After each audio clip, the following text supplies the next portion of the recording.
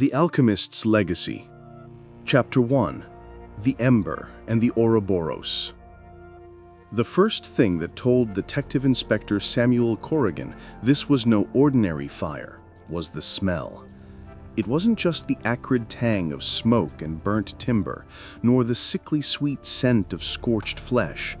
Underlying it all was something else, something cloying and chemical, like rotten almonds and clove. It was a smell that didn't belong in the ruins of a Mayfair townhouse in the year of our Lord, 1898. The house belonged to Sir Reginald Thornbury, a man of science, a philanthropist, and a prominent figure in the Royal Society. Now he was a blackened husk, curled in a fetal position in the center of his library, a room that had been the epicenter of the blaze. The fire brigade was insistent and baffled. The inferno had been ferocious, but bizarrely contained, devouring the single room with an unnatural hunger, leaving the surrounding corridors and opulent drawing rooms merely smoke-stained and reeking of that strange medicinal perfume. "Over here, sir," called Constable Miller, his young face pale beneath his helmet, his voice tight. He pointed a trembling finger not at the grim remains of the baronet, but at the room's sole surviving piece of furniture, a heavy, iron-bound strongbox, its oak surface blistered by heat, but its brass lock stubbornly intact. Samuel reached out, his knuckles brushing the metal. It was ice cold. The fireman said it was like a block of ice when they found it, in the middle of that hellfire. Samuel, a man whose face was a road map of old cases and sleepless nights, knelt, his knees cracked in protest. He wasn't looking at the box, but at the floorboards directly in front of it. Scratched into the charred wood as if with a desperate final strength was a single symbol, a serpent swallowing its own tail, the ancient Ouroboros, but this one was defiled, violated. A needle was driven clean through its spine.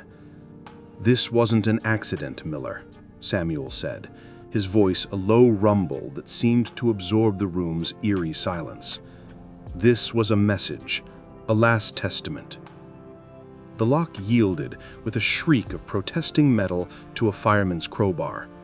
Inside, nestled on a bed of pristine emerald green velvet, utterly untouched by the soot and chaos, were notebooks, dozens of them, bound in fine leather, and beside them a single cork-stoppered vial of a viscous emerald green liquid that seemed to pulse with a faint internal light, casting sickly shadows on the velvet.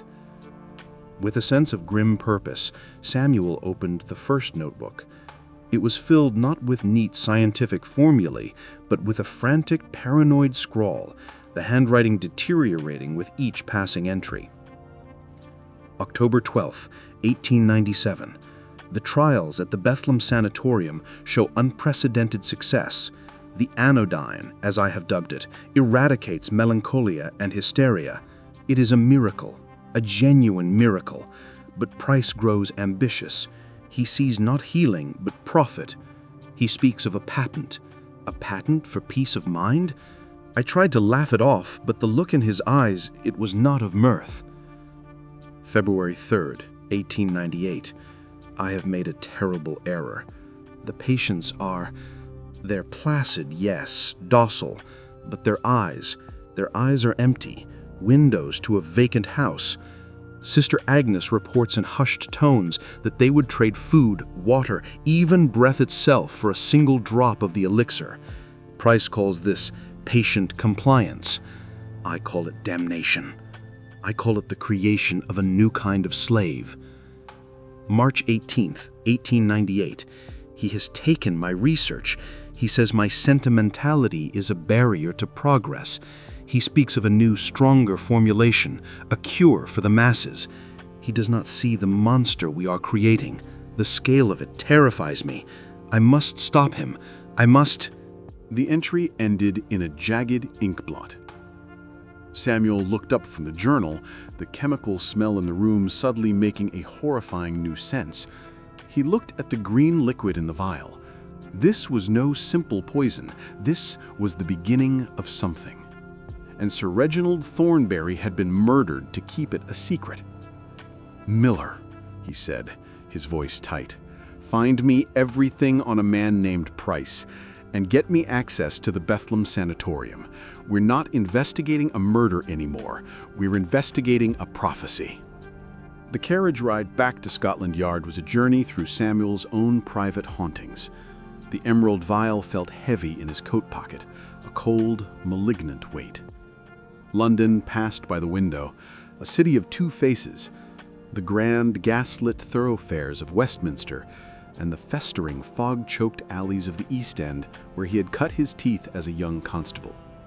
He saw the faces of the lost, the desperate, the ones who slipped through the cracks. He thought of his wife Eleanor, taken by consumption 5 years prior, her final days a haze of morphine-induced stupor, a different kind of cage. The memory was a fresh wound, scraped raw by Thornberry's notes. His superior, Superintendent Farnsworth, a man whose girth was matched only by his political ambition, was less than impressed. "Thornberry was an eccentric, Corrigan," Farnsworth boomed, gesturing with a cigar that smelled of cheap tobacco and cheaper politics. "A fire in a laboratory? Hardly surprising. And you want to go poking around Bedlam? Do you have any idea of the benefactors attached to that place, the royal patronage?" "Sir Reginald scratched a message into the floorboards as he died," Samuel countered, his voice level but firm. "He was warning us about something, about this." He placed the vial on Farnsworth's desk. Farnsworth eyed it with distaste. "It's a bottle of medicine. So the man was a quack as well as a fool. Case closed." "It was in a box that survived a fire hot enough to vitrify bones, sir. A box that was ice cold? That doesn't strike you as odd?" "Coincidence. Drafty floorboards. I don't know, Corrigan, and I don't care." Farnsworth leaned forward, his jowls quivering. "What I care about is the gala dinner at the Royal Society next week. I care about order. I will not have you stirring up a panic over nothing. Drop it." It was a dismissal, but Samuel had expected nothing less. Farnsworth was a man who polished the brass on a sinking ship. Samuel returned to his small, cluttered office, the phantom smell of cloves and almonds clinging to his clothes. He opened the strongbox again, delving deeper into Thornberry's world. The later journals were darker, more specific. April 1st, 1898. Met with Kael today. The boy is a savant. His knowledge of the old herbal texts is unparalleled. He confirms my worst fears. The sanguine root, in its purified form, does not soothe the mind. It severs the connection between the animus and the corpus, the spirit and the body. It creates a vessel, empty and waiting. Price was there, watching. He asked questions not about the spiritual dangers, but about yield, about cultivation, about how to farm the root. Kael was frightened. So am I. Kael, the apothecary. It was the only solid lead he had that Farnsworth hadn't yet forbidden him to follow. Samuel looked out his window at the gathering dusk. The city was lighting up, one gas lamp at a time, each a tiny, flickering rebellion against the impending dark. He knew the feeling. He took his coat and headed for the East End. The Bethlem Royal Hospital was a monument to Victorian ambition, a sprawling, palatial structure that belied the suffering within. Samuel was met by a Dr. Alistair Finch, a young, nervous man with spectacles perched on his nose, who wrung his hands as he guided Samuel through airy, sunlit wards. "It's a tragedy, Sir Reginald's passing," Finch fretted. "A true pioneer. His work here has been revolutionary." The wards were unnervingly quiet. Patients, men and women, sat in chairs or stood by windows, their movements languid, their faces smooth and untroubled. There was no crying, no agitation, none of the usual bedlam that gave the hospital its nickname. It was a scene of perfect, placid order. "Revolutionary," Samuel echoed, his eyes scanning the room. He saw a woman slowly, methodically, braiding and unbraiding a strand of her hair, her eyes fixed on nothing. A man stood tracing the same square pattern on the window pane with his finger, over and over. Their stillness was more disturbing than any frenzy. "The Anodyne Elixir," Finch explained, lowering his voice. "It calms the humors, Inspector. It soothes the troubled mind. We have seen miracles. The violent become gentle. The despairing find peace." "Peace," Samuel said, watching a male patient's hand tremble slightly. His eyes, previously vacant, flickered towards a white-coated orderly who was making rounds with a small brass cart. On the cart sat a row of tiny, thimble-sized cups, each filled with a familiar emerald-green liquid. A faint, collective sigh seemed to pass through the ward. The patients subtly shifted, their attention focusing on the cart with a quiet, desperate intensity. "It's time for their tonic," Finch said brightly. "You see, they know it brings them relief." As the orderly approached the man with the trembling hand, Samuel intervened. "A moment," he said, his tone leaving no room for argument. He looked at the patient. "Sir, are you well?" The man's eyes, dull as old coins, shifted to Samuel.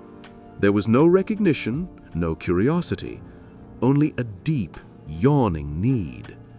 His lips parted. The light," he whispered, his voice raspy. "I need the light." "The elixir brings a sensation of light and warmth," Finch interjected smoothly, "a side effect of its healing properties."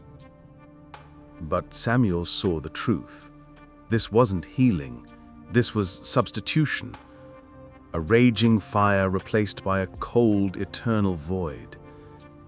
He remembered Thornbury's words. They crave the elixir. He remembered Eleanor's glassy, distant eyes in her final days, the same emptiness. His investigation was interrupted by the arrival of the hospital's director. Dr. Septimus Price was everything Thornbury was not. Tall, commanding, with a head of silver hair and eyes the color of flint. He exuded an aura of absolute authority. "Inspector Currigan," Price said, his voice a deep, cultured baritone. He didn't offer his hand. A terrible business with poor Reginald. The man was a genius, but prone to excitability. His recent work had become erratic, paranoid even. "Was he?" Samuel asked, holding Price's gaze. "He seemed to have concerns about your work here, about the anodyne." Price's smile was a thin, cold thing. "Science often frightens those who cannot keep pace, Inspector. The anodyne is the greatest breakthrough in mental therapeutics since the discovery of ether.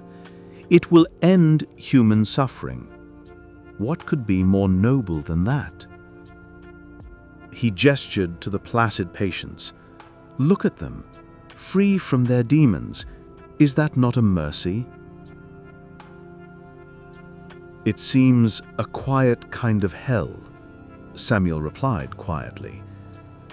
Price's smile didn't falter, but his eyes hardened. Sentimentality, the last refuge of the unscientific mind. Reginald suffered from the same affliction. It clouded his judgment. "Now, if you'll excuse us, Inspector, we have miracles to administer." As Samuel was led out, he glanced back. He saw Dr. Finch watching the orderly distribute the elixir, a strange, conflicted look on his face, and he saw Price place a firm, possessive hand on the brass cart, his figure casting a long, dark shadow down the silent, compliant ward. The first twist was not in what Samuel had found, but in what he had felt, a creeping, insidious doubt. Price's rhetoric was smooth, logical, seductive. In a world of so much pain, was a painless existence not the ultimate goal? For a terrifying moment, he understood the temptation. He shook his head, dispelling the thought. Thornberry had seen the monster, and the monster had killed him for it. Samuel's next stop was the grimy, gaslit world of the East End.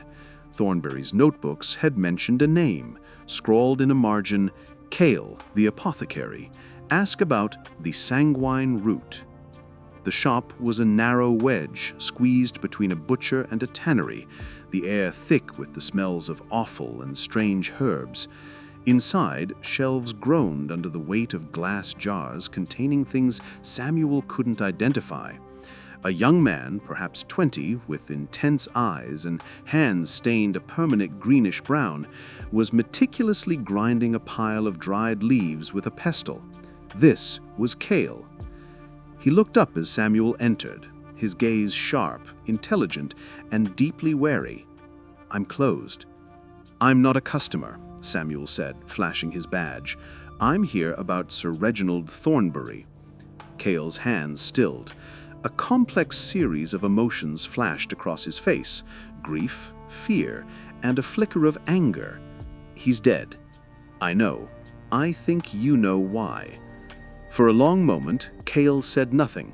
Then he put down his pestle, wiped his hands on his leather apron, and gestured for Samuel to follow him to a back room, cluttered with alembics, copper coils, and strange simmering concoctions. It was part laboratory, part alchemist's den. "He was my patron," Kael said, his voice low. "The only one who didn't think my work was witchcraft.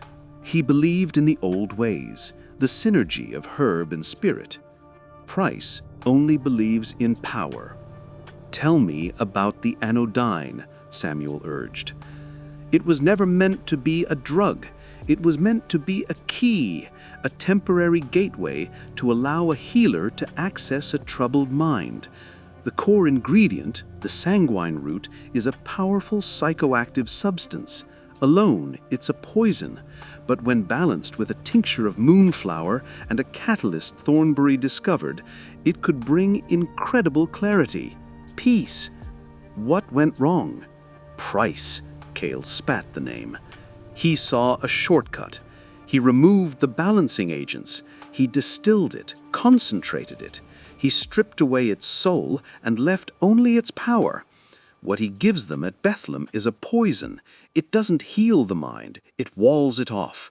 It imprisons the soul in a cage of perfect, numb stillness. And the body? The body learns to need it, to die without it. He opened a small iron chest and took out a single dried, blood-red root. This is the sanguine root. It only grows in one place, a hidden valley in the Scottish Highlands. Thornbury and I discovered it on an expedition. It is the source, and Price now controls the entire supply. "The fire at Thornbury's house," Samuel began, "was a warning," Kael finished, his face grim, "and a theft. Price wasn't just silencing Thornbury, he was after his research notes, the final piece. Thornbury was working on an antidote, a way to reverse the effects. He called it the awakening. Price must have known he was close." Samuel felt the pieces clicking into place, forming a picture of terrifying scale. Price wasn't just a greedy doctor, he was an industrialist of the soul, preparing to patent human contentment itself. And he was on the verge of perfecting his product, using Thornbury's own research to do it. "Can you recreate it, the awakening?" Samuel asked. Kael looked at the complex apparatus around him, then at the determined set of Samuel's jaw. "The notes are gone.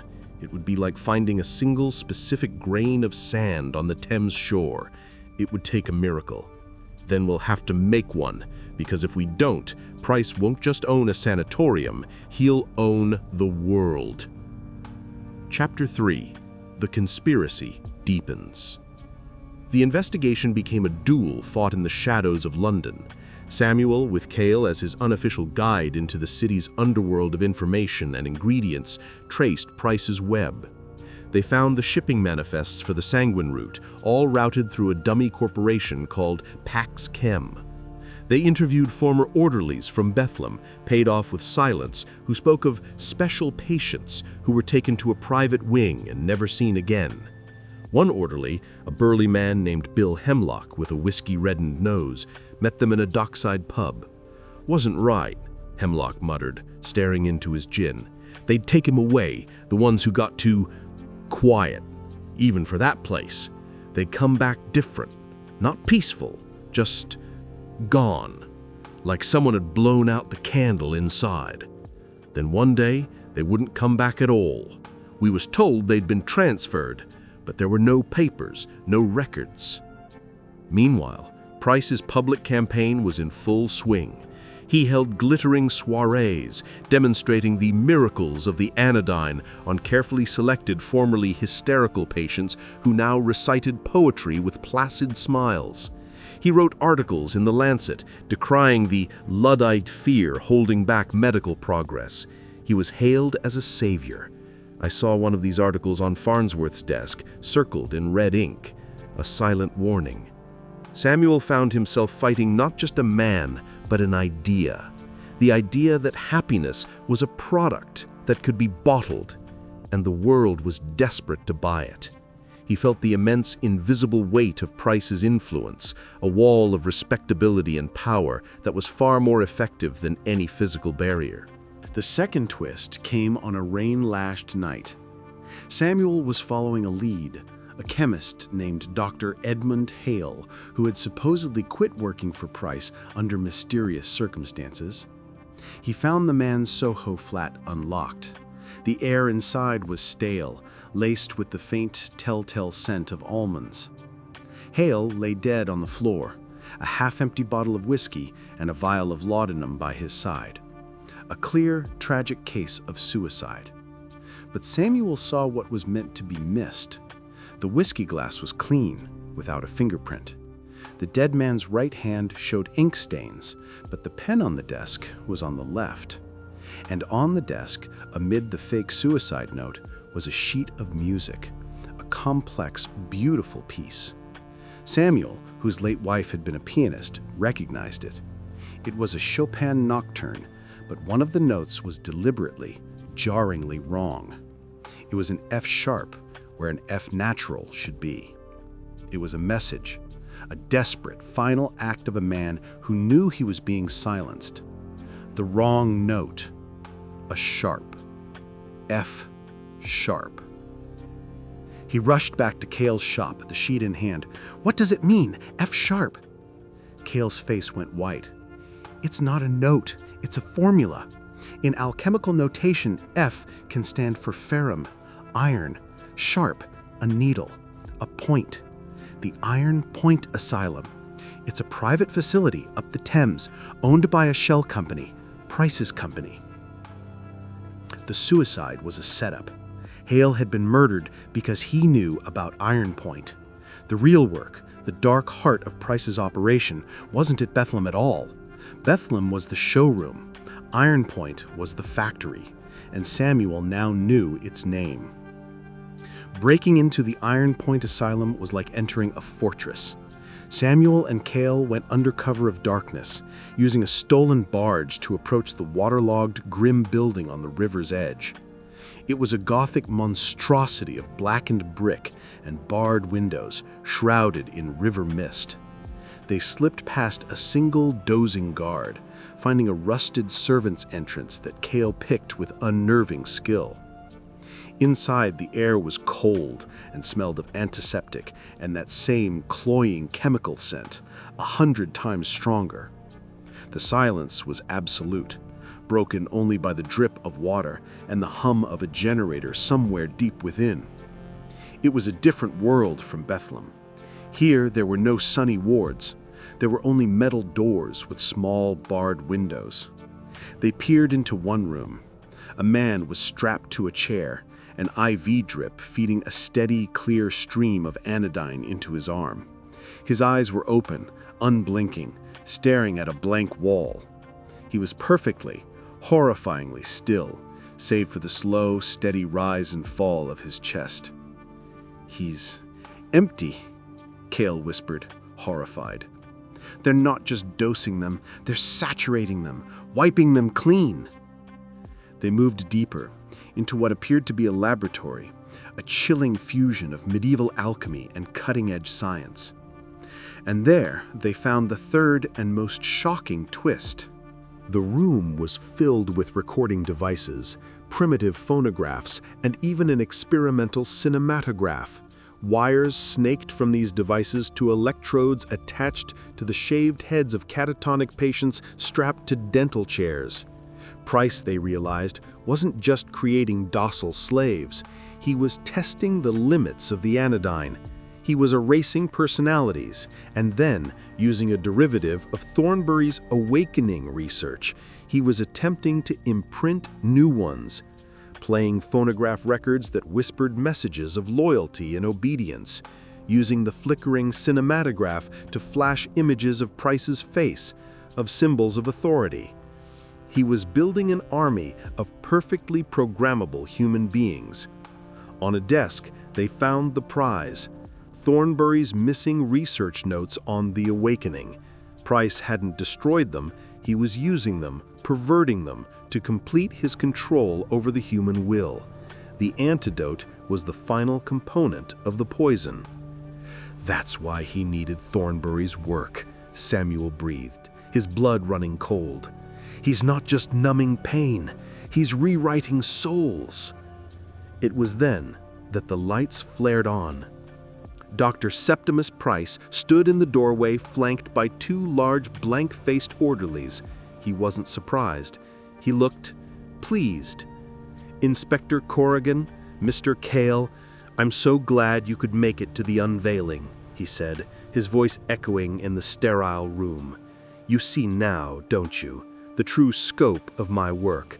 This isn't about medicine. It's about evolution. I am weeding out the flawed human garden, the passions, the rebellions, the pains, and cultivating a new, perfect species, a peaceful species." "You're a madman," Samuel said, his hand moving towards his revolver. "Am I?" Price asked calmly. "Look at the world, Inspector. A world teetering on the brink of war, fueled by greed and hatred and every base emotion.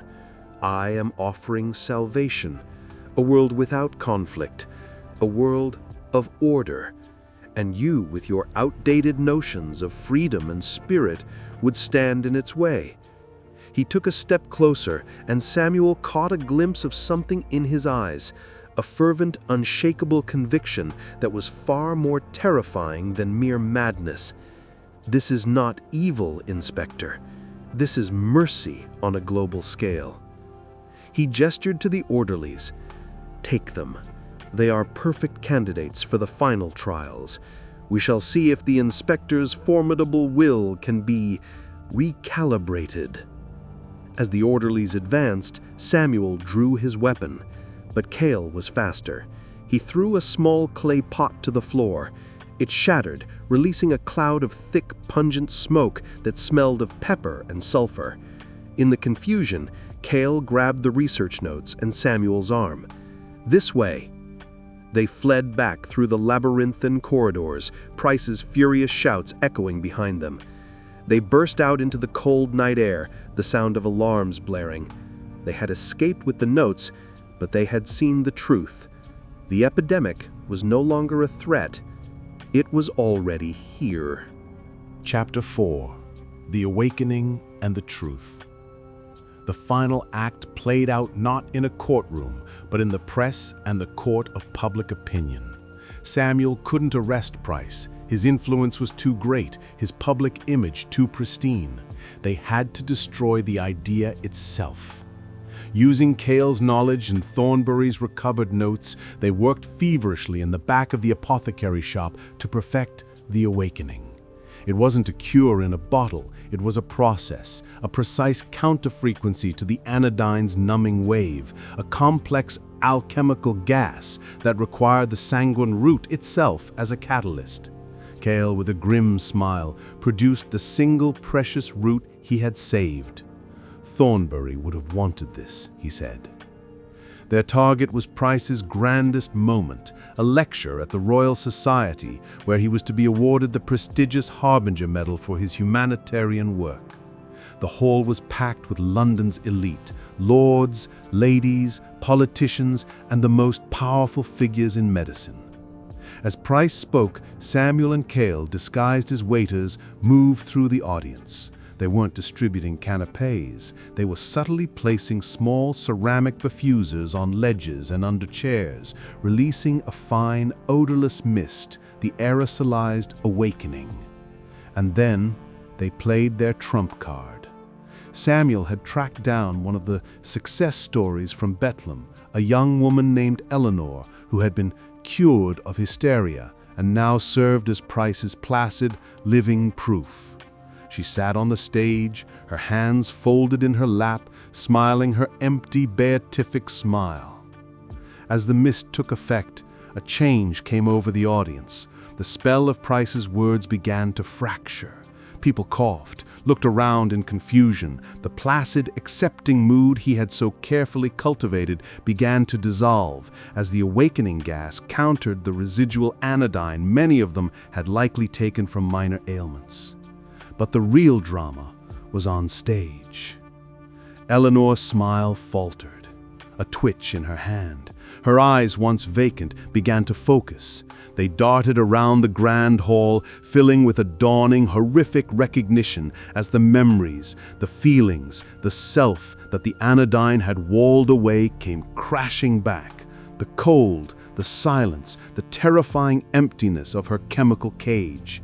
She looked at Price, at the adoring, clapping crowd, and she remembered. She stood up, her movement jerky, agonizingly human. "You," she whispered, her voice a raw, torn thing after months of disuse. The audience fell silent, sensing the shift. Then her voice rose to a scream that shattered the hall's decorum forever. "You took me from myself. You made me a ghost." The event descended into chaos. The spell was broken. In the ensuing scandal, the evidence Samuel and Kael had gathered, the notes, the testimonies from Iron Point, the horrified account of Eleanor, became unignorable. Newspapers that had once praised Price now turned on him with savage fury. Price's empire crumbled in days. He was last seen being taken to a cell in Holloway Prison, not raging, but with a face of cold, uncomprehending betrayal. He had offered the world a painless life, and they had chosen messy, painful, glorious freedom. The victory, though publicly celebrated, felt hollow in the quiet moments. Samuel sat at his desk at Scotland Yard, surrounded by the mundane paperwork of closed cases. The file on Price was the thickest, a tombstone for a monster. Yet the air in London still felt thin, as if the city itself were holding its breath. Dr. Alistair Finch, freed from Price's shadow, was appointed interim director of Bethlem. He visited Samuel one gray afternoon. His demeanor changed. The nervous energy was replaced by a grim resolve. "We're weaning them off, Inspector," Finch reported, his voice low. "Slowly. It's harrowing.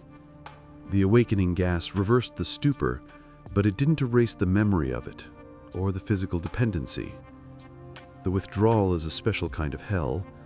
It's as if their nerves are remembering how to feel all at once, and the pain is excruciating."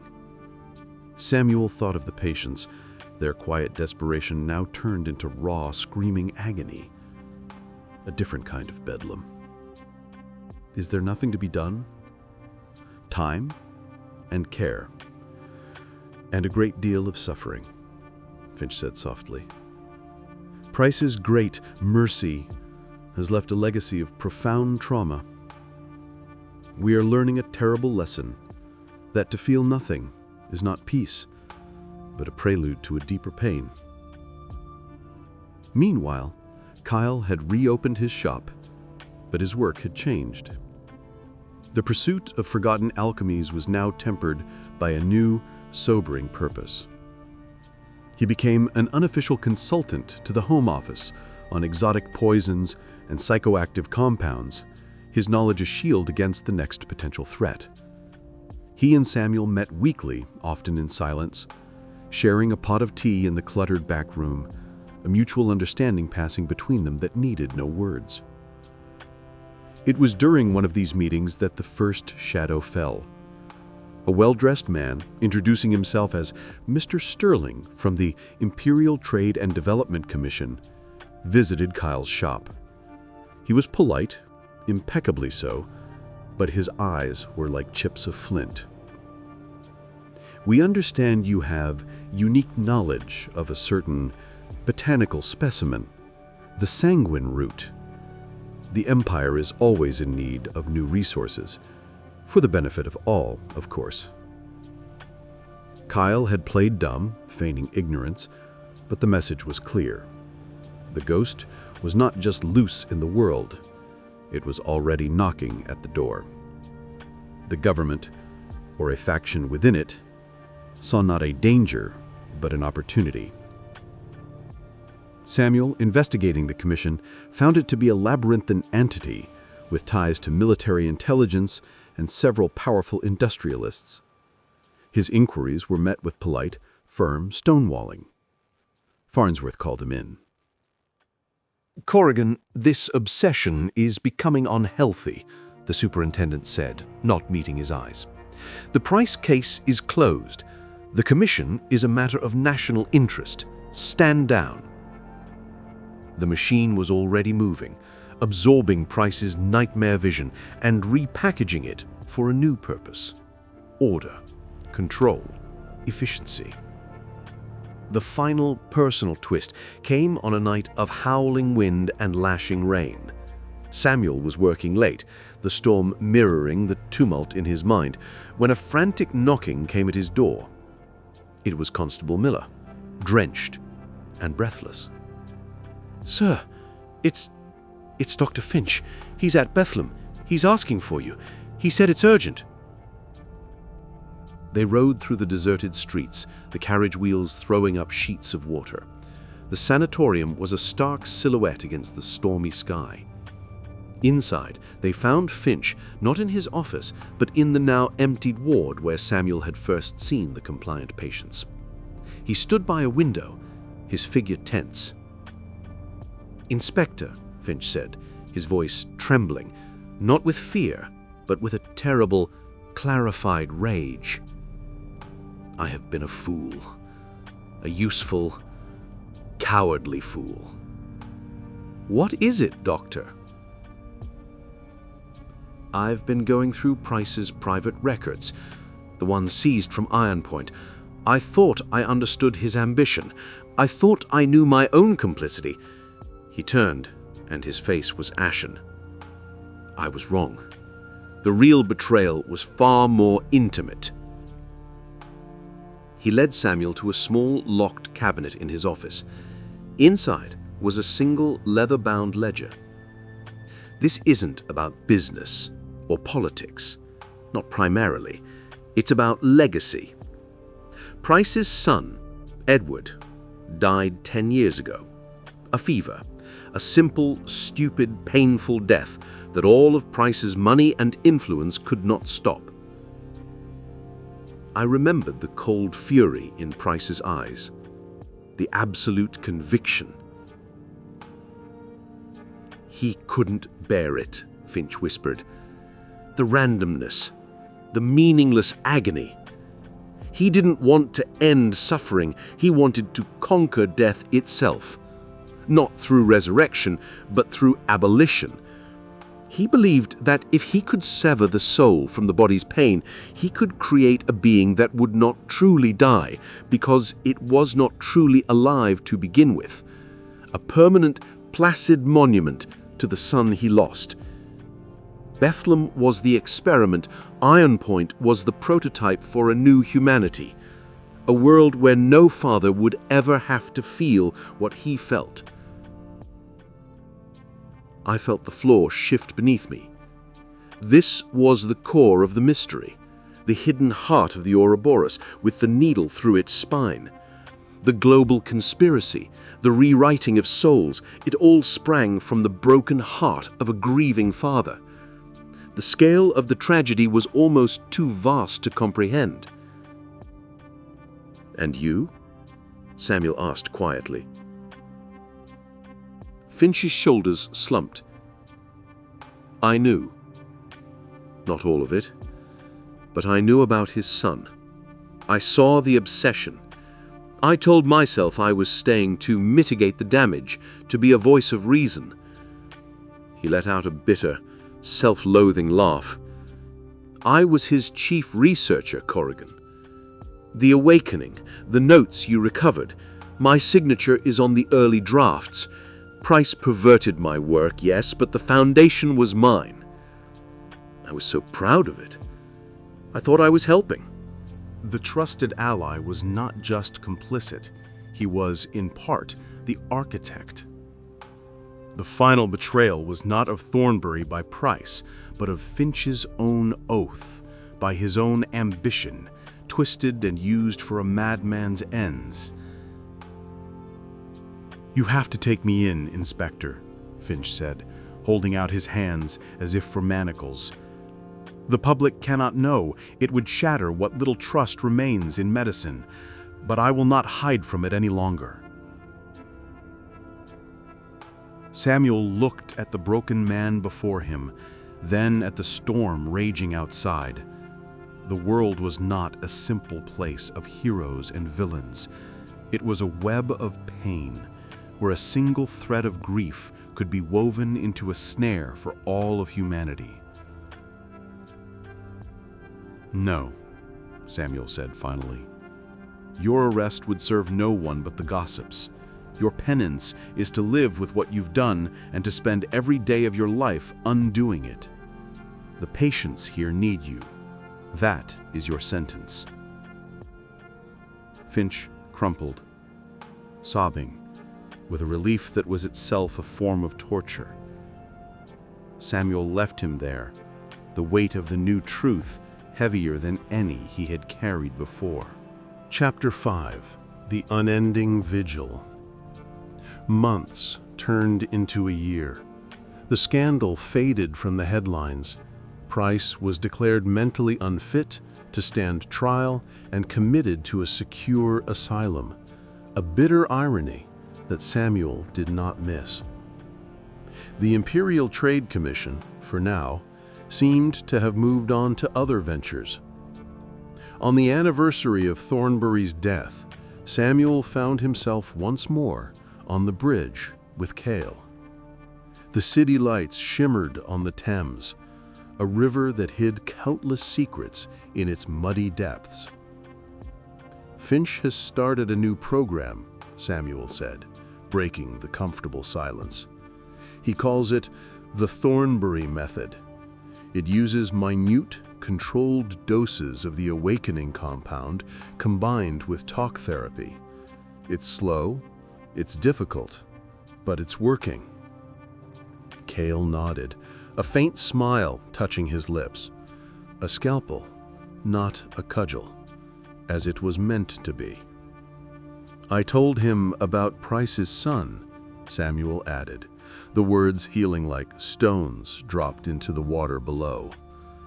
Kael was silent for a long time. "I did not know that," he said at last. "It explains much. The most terrifying monsters are not born of evil, but of love corrupted by despair." They lapsed back into silence, two watchmen on a border that only they could see. The ghost of the Anodyne was not gone. It was in the locked vaults of governments, in the notes of ambitious chemists, in the desperate hearts of those who could not bear their pain. It was a specter that would forever walk the world, waiting for its moment. But the vigil was not a passive one. For Samuel, it meant walking the fine line between duty and obsession, filing reports on common thefts and bar brawls, while his mind continually traced the invisible threads of power, pain, and control that webbed through London. For Kael, it meant monitoring the city's undercurrents from his apothecary's den, his network of herbalists and street runners alert for any whisper of the sanguine root or its chemical cousins. Worse than cheap, Kael corrected. The original anodyne was a precision instrument, however monstrous. This is a hammer. It doesn't just wall off the soul, it shatters the nervous system to achieve its false peace. 1 dose brings bliss, 2 bring dependency, 3, he gestured to the imaginary corpse on the floor. It offers the same promise, an end to pain, but it delivers only a faster, more literal death. They called it sanguine bliss on the streets. The name itself was a betrayal of Thornberry's original intent. It spread through the city's most desperate populations, the war-wounded veterans begging on corners, the factory workers with bodies broken by machinery, the consumptives coughing their lives away in tenement rooms. It was a succubus, feeding on suffering. Samuel's investigation led him to a squalid opium den tucked behind a butcher's shop, a place where the air was thick with sweet smoke and despair. The proprietor, a skeletal Chinese man named Li, was initially silent, but Samuel was not there as a detective.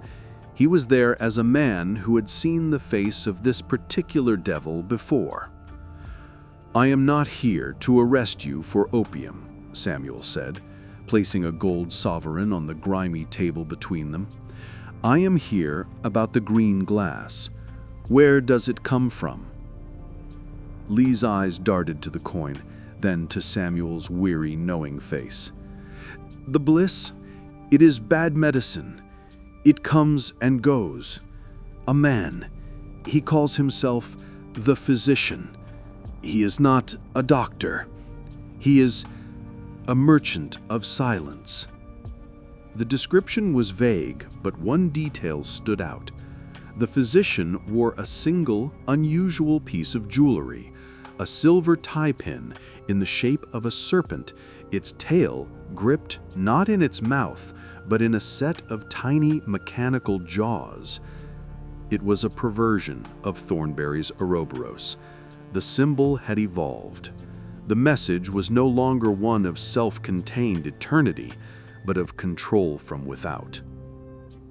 The hunt for the physician became a fever dream.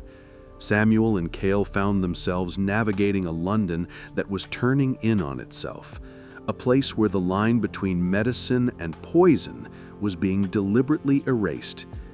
They tracked shipments of contaminated opium. They found makeshift laboratories in abandoned warehouses where the air reeked of chemicals and the floors were stained with the same emerald residue. The trail led them inevitably back to the world of respectable medicine. The physician's distribution network was sophisticated, using apothecaries and even a few corrupt physicians as intermediaries. The money flowing through it was immense, and it led to a shell corporation that, after days of painstaking tracing, Samuel linked to a single, shocking name: Sterling. The same Mr. Sterling from the Imperial Trade and Development Commission. It was not that the commission had moved on. They had simply outsourced the dirty work, creating a deniable criminal enterprise to test the market and refine the formula, all while their hands appeared clean. Price's vision was being market-tested on the poor and the desperate.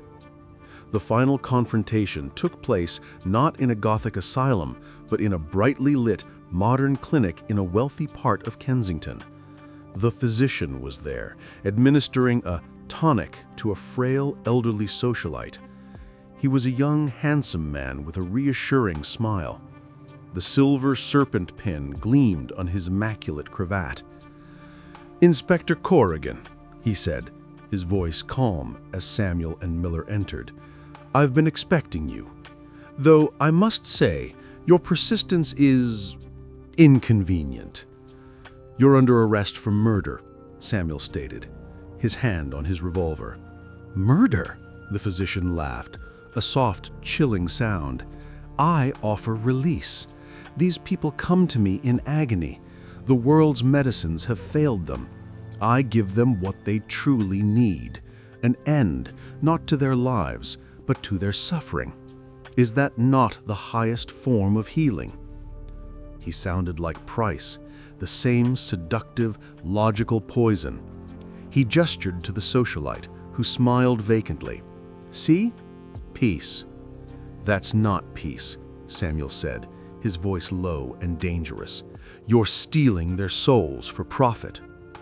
"A philosophical difference," the physician shrugged, "and one that is, I assure you, highly profitable. My associates would be very disappointed if this enterprise were to end." As Miller moved to cuff him, the physician's hand darted to his desk, grabbing a modified syringe filled with the glowing green liquid. "An improved formula, Inspector. Let me demonstrate its efficacy." But before he could plunge it into his own arm or lunge at Samuel, a small clay ball rolled into the center of the room. It was Kael, standing in the doorway. The ball shattered, releasing not smoke, but a fine silver dust that hung in the air.